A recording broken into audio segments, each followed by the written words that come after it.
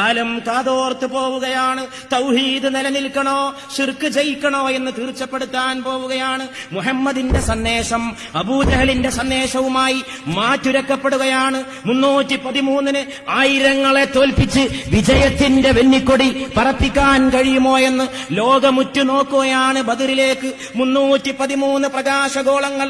ആ പ്രകാശഗോളങ്ങളെ നയിക്കാൻ ലോകത്തിന്റെ അമ്പിളി തിങ്കൽക്കല ചന്ദ്രബിംബം മുഹമ്മദുർ റസൂലുള്ളാഹ് സല്ലല്ലാഹു അലൈഹി വആലിഹി വസഹാബിഹി വസല്ലം. അല്ലാഹുവിന്റെ റസൂൽ ദുആ ചെയ്തുകൊണ്ടിരിക്കെ ഈ മൂന്നാളുകൾ യുദ്ധക്കളത്തിൽ ഇറങ്ങിക്കൊണ്ട് പടവെട്ടുകയാണ്. അവർക്കിടയിലുള്ള മൽപിടുത്തം ജോറായി. അലി റളിയല്ലാഹു അൻഹു തന്റെ എതിരാളിയെ തോൽപ്പിച്ചുവെന്ന് മാത്രമല്ല, തന്റെ അരയിൽ നിന്ന് വാൾ ഊരിയെടുത്തുകൊണ്ട് യുവാക്കളെ നിങ്ങൾ മനസ്സിലാക്കണം, ബദറിൽ നിന്ന് നമുക്ക് ഇന്നും മാതൃക ഉൾക്കൊള്ളാനുണ്ട്.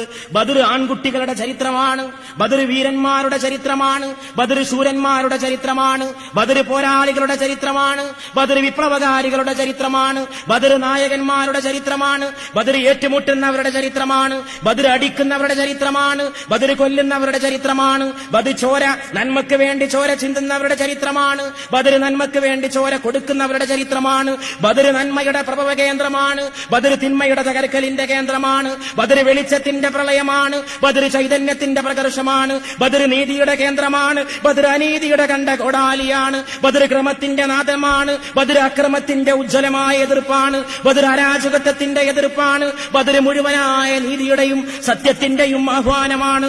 ആ ആഹ്വാനം മുഴക്കിക്കൊണ്ട് അല്ലാഹുവിന്റെ റസൂലിന്റെ 3 വില്ലാളി വീരന്മാർ ശത്രുക്കളുടെ മുശ്രിക്കിന്റെ 3 അധർമ്മത്തിന്റെ കോടാലികളുമായി ഏറ്റുമുട്ടുന്നു.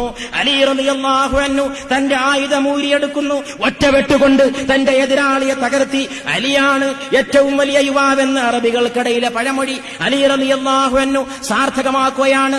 ലാ ഫതൻ ഇല്ലാ അലി, അലിയെ കൂടാതെ ഒരു യുവാവില്ല. വലാ സൈഫ ഇല്ലാ ദുൽഫുഖാർ അല്ലാതെ ഒരു വാളില്ല എന്ന് അറബികൾ പറയാറുണ്ടായിരുന്നു. അലിയാണ് ധീരൻ, അലിയുടെ വാളാണ് യഥാർത്ഥ വാള്. അത് ആ പ്രഖ്യാപനത്തെ അന്വർത്ഥമാക്കിക്കൊണ്ട് അലി റളിയല്ലാഹു അൻഹു വെട്ടുവെട്ടേണ്ട താമസം അതാ കിടക്കുന്നു. ശത്രുവിന്റെ ശരീരം കഷ്ണം കഷ്ണമായി കിടക്കുന്നു. തൊട്ടുപിറകെ അതാ ഹംസത്ത് റളിയല്ലാഹു അൻഹു തന്റെ എതിരാളിയെ വെട്ടിവീഴ്ത്തിക്കൊണ്ട് ജയിച്ച് തിരിച്ചു വരുന്നു. പക്ഷേ മഹാനായ സയ്യിദുനാ ഉബൈദ റളിയല്ലാഹു അൻഹു തന്റെ എതിരാളിയുമായി പടവെട്ടി വമ്പിച്ച മത്സരത്തിൽ കടന്നു പുളയുകയാണ്. ഉബൈദ റളിയല്ലാഹു അൻഹുവിന് രക്ഷപ്പെടാൻ കഴിയാത്ത വിധം 3 മഹാന്മാര് പോർക്കളത്തിലിറങ്ങി. 2 ആള് ജയിച്ച് മടങ്ങി വന്നപ്പോൾ ഒരാള് ശത്രുവിന്റെ വെട്ടുകൊള്ളേണ്ട അവസ്ഥയിൽ കിടക്കുന്നു. അതാ അലി റളിയല്ലാഹു അൻഹു തന്റെ പ്രിയപ്പെട്ട സഹോദരനെ സഹായിക്കാൻ വേണ്ടി വാളുമായി ചെന്നുകൊണ്ട് ഉബൈദിനെ സഹായിച്ചുകൊണ്ട് എതിരാളിയെ വെട്ടുന്നു.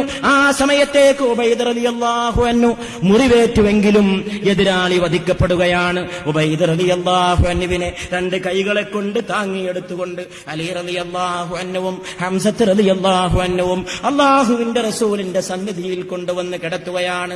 ഏതാനും നിമിഷങ്ങളെ കൊണ്ട് ഉബൈദ റളിയല്ലാഹു അൻഹു ഷഹീദായി. ഈ ലോകത്ത് നിന്ന് ബദറിന്റെ മരുഭൂമിയിൽ നിന്ന് സ്വർഗത്തിന്റെ പൂന്തോപ്പിലേക്ക് പറന്നുപോയി. യുദ്ധം അങ്ങനെ കൊടുമ്പിരിക്കൊണ്ടു. അവസാനം അബൂജഹൽ വരെ കൊല ചെയ്യപ്പെട്ടു. മലക്കുകൾ ആകാശത്ത് നിന്നിറങ്ങി. മലക്കുകൾ ഇറങ്ങി വന്ന സമയത്ത്, മലക്കുകളുടെ അനുഗ്രഹം വന്ന നേരത്ത് അതാ അബൂജഹൽ കൊല ചെയ്യപ്പെടുകയാണ്.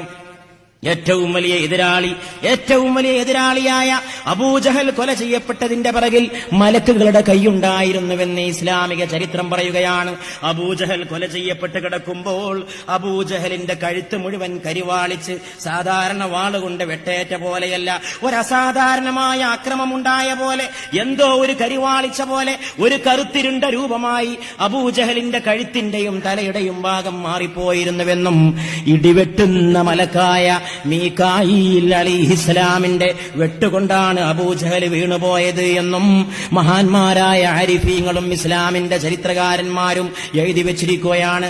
മലായിക്കത്ത് ചിറകുകൾ പറത്തിക്കൊണ്ട് റസൂലുള്ളാഹി സ്വല്ലല്ലാഹു അലൈഹി വസല്ലമയുടെ സത്യസന്ദേശത്തെ സഹായിക്കാൻ ബദറിന്റെ മരുഭൂമിയിലേക്ക് ഇറങ്ങി വന്ന ദിവസമാണ് പരിശുദ്ധമായ റമദാൻ 17. ആ റമദാൻ 17 അല്ലാഹുവിന്റെ റസൂലിന്റെ അടുക്കലേക്ക് ഇറങ്ങി വന്നുകൊണ്ട് മലായികത്ത് റസൂലുള്ളാഹി സ്വല്ലല്ലാഹു അലൈഹി വആലിഹി വസഹാബിഹി വസല്ലമയുടെ തിരുസന്ദേശത്തെ സഹായിച്ചു.